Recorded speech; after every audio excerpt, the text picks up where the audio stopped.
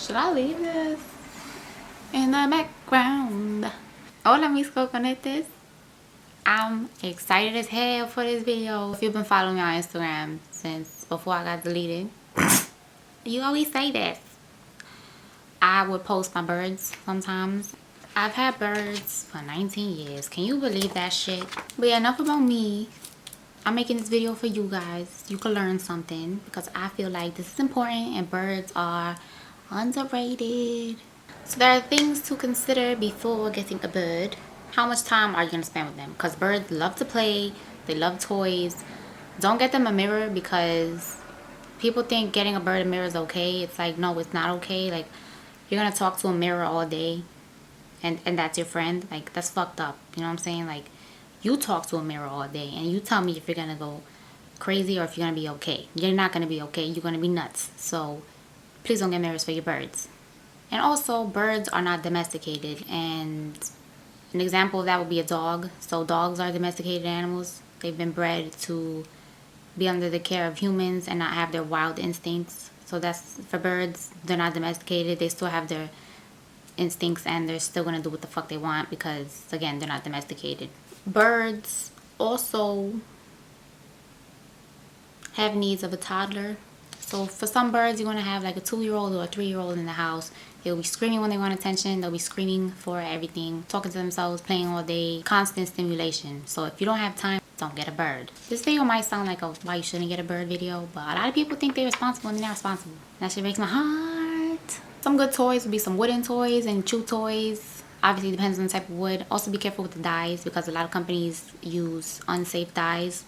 Another thing to take into consideration is, do you have enough resources? This could be money or food to feed your bird some of the things you eat, like fruits, vegetables, because a lot of people think you just feed them the bird food you buy in the store, but that makes them fat and it's not healthy. And it doesn't matter if it has all these vitamins, it doesn't mean that they're having a balanced diet. Like, they need 4 hours of sunlight and they need fruits and vegetables. Don't feed them too many nuts because that's very fatty.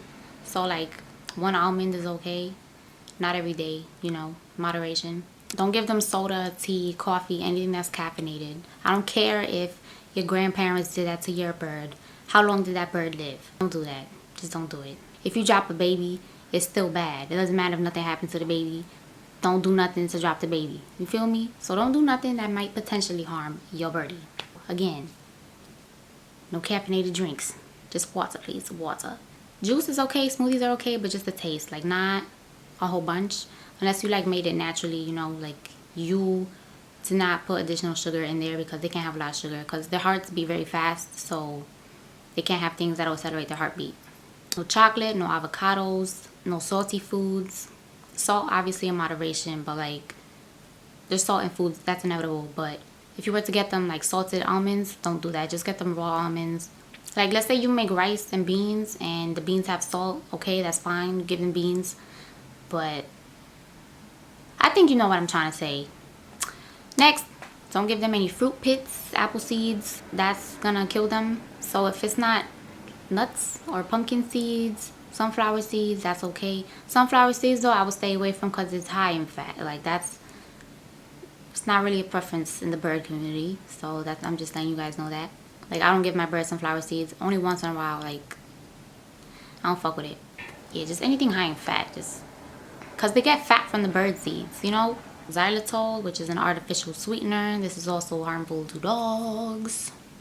Don't feed them from your mouths. That's 1, disgusting, and 2, what's wrong with you? Like, you are not a bird. Do not let them pick at your mouth or in your mouth. I know you see videos of people doing that, a specific type of person, but don't copy them. Another thing to check, do they have enough space to fly around the house?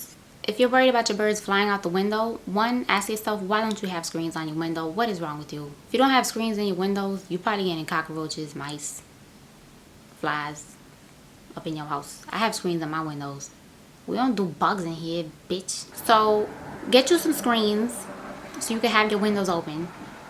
You gotta childproof your house. You know, make sure that there's no wires around. If you have any extension cords that they're off or unplugged because they might zap themselves. We don't want that. Not cute. They like to chew on things, so make sure there's nothing on the floor. Make sure the floors are clean before you let them out. Again, it's like childproofing the house. So if they have enough toys, it probably won't go fucking up the house. And also make sure that like your plants, they might get excited and chew on your plants. Like I have an oregano plant and my birds go crazy on it. Make sure you don't have any toxic plants. You could look up a list of the plants in your home and Google it yourself.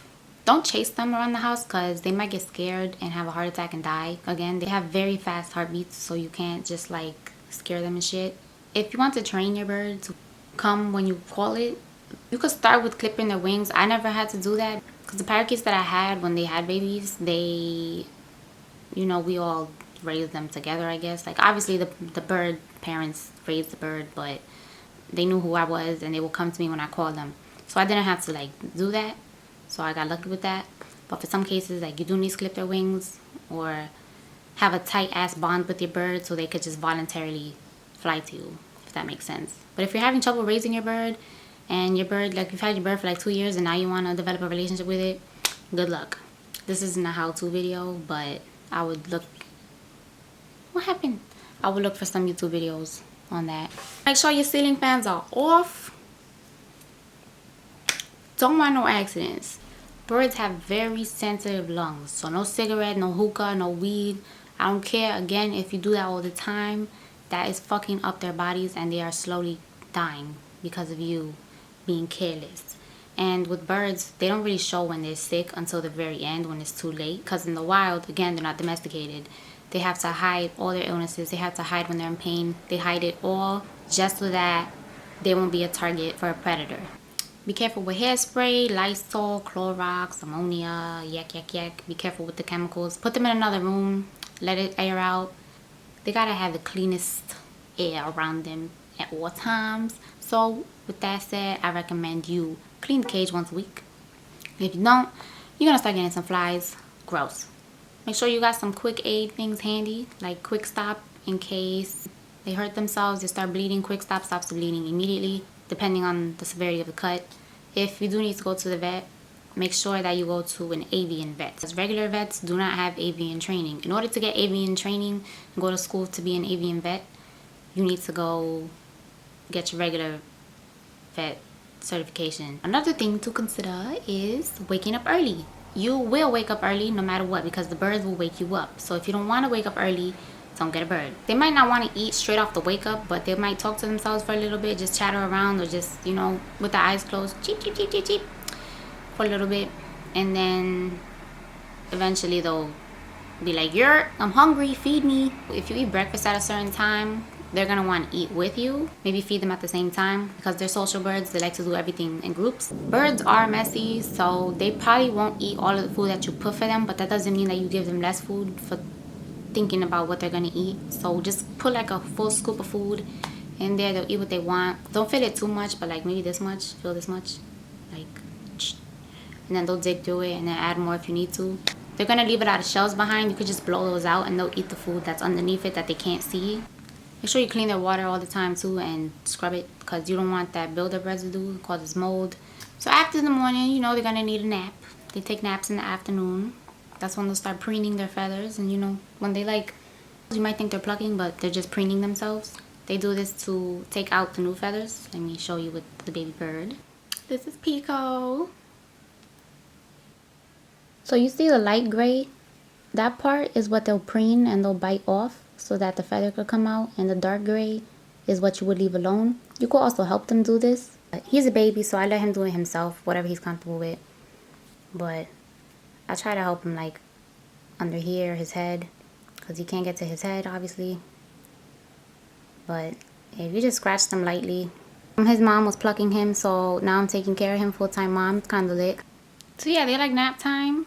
Since they like nap time, they also like privacy. So I would also make sure that you have your cage in a safe place. And by safe place, I mean safe for them. So they're probably next to a wall so that if they're scared or anything, they can go towards the wall and that's where they'll feel safe because something's behind them. They don't want to be out in the open where, you know, they could be attacked at any moment. They still have those instincts, remember.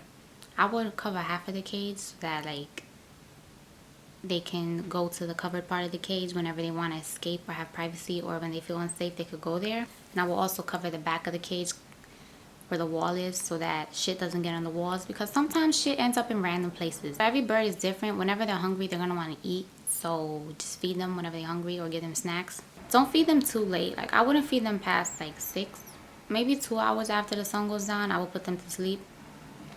The ideal cage setup will be enough room for them to flap their wings if you don't want to let them out. Get them wooden perches because it's something that they could play with, chew on, and it's good for their feet. It's not good to have just straight round palitos. I also have a perch where it files their nails. The grit material is only on the sides where the nails would be, and where the bottom of their feet is, it's like smooth, so it doesn't irritate their feet. Another good thing to file their beaks and file their nails. If you don't know how to do it, don't try to do it. An accident might happen, so I would take it to the vet, learn how to do it.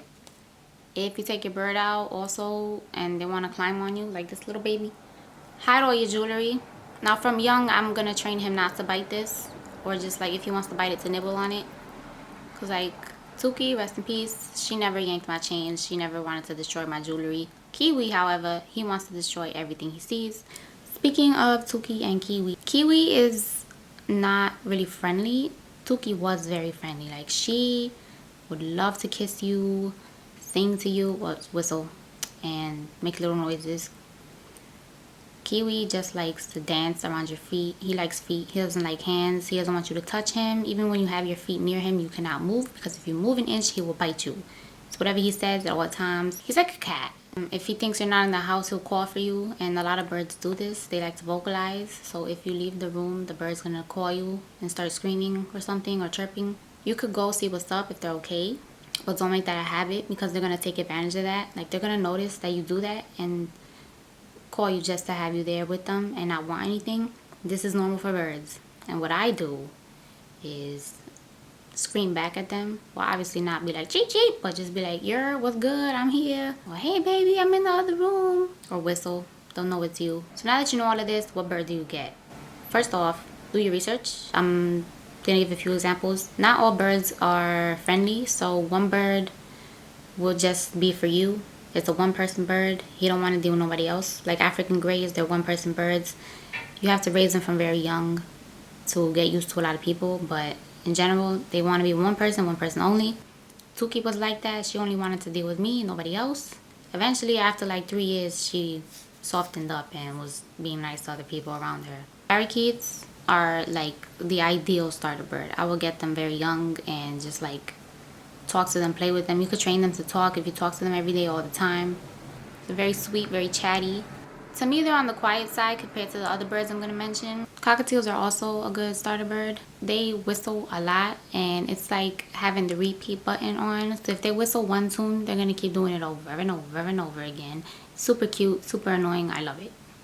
Cockatoos, people like to get to the starter birds. I don't know why. They scream. They're very bratty. Terrible twos. They just need so much attention, and it's like a lot of people, they give up cockatoos and they start plucking because they're just so stressed out. They just want to be loved. You can't just have it in a cage.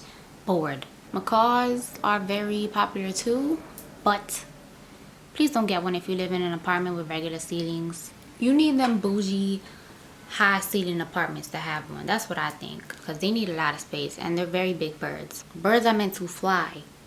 Don't take that right away from them. I love birds like this one.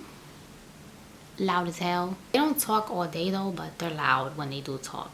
Super playful. They love to chew on things. Get them tons of toys. Conures are the same. Very loud, playful, love to chew on things. Lovebirds and conures, they're really friendly. I think they're family friendly birds. As long as they don't bite. You know, you have to teach them not to bite. Birds will only bite when they feel threatened, or like they feel like something bad's gonna happen. A bird's not gonna bite you unless they have a bad experience. Birds have really good memory too. If something happened to them before, like they're scared of a broom, yeah, they're gonna be traumatized about it. Every time you see a broom, a bird might have a friendly title when you research it, but that doesn't mean that the bird you get will be friendly. Don't expect them to be like super cuddly either. Like, you can't just be like laid up with them, hugging them and shit like that. Birds don't really like that. Lastly, I want to go over body language. So because not all birds are the same, they have their own personalities. One thing that they do have in common is the pinning of the eyes. So that's when it's like So they'll pin their eyes when they're excited or they like something. So if you give them food for the first time and they're pinning their eyes, that means they love it. Pinning isn't always a good thing. If a bird lowers their body, they lift their wings a little bit and they hiss, that means they're upset, they want to attack. So back the fuck up out their face. But yeah, besides that, you really have to observe your bird, spend a lot of time with them, watch them, try to get to know their body language, get to know what they do when they're excited, surprised, confused. Having a bird is a lot of work, but it's worth it, and I wouldn't have it any other way. Yeah, so let me know if you like this video, if you have any questions. If you Google it and can't find the answer, please feel free to ask. I want you guys to have the pleasure of looking things up and reading all about the birds.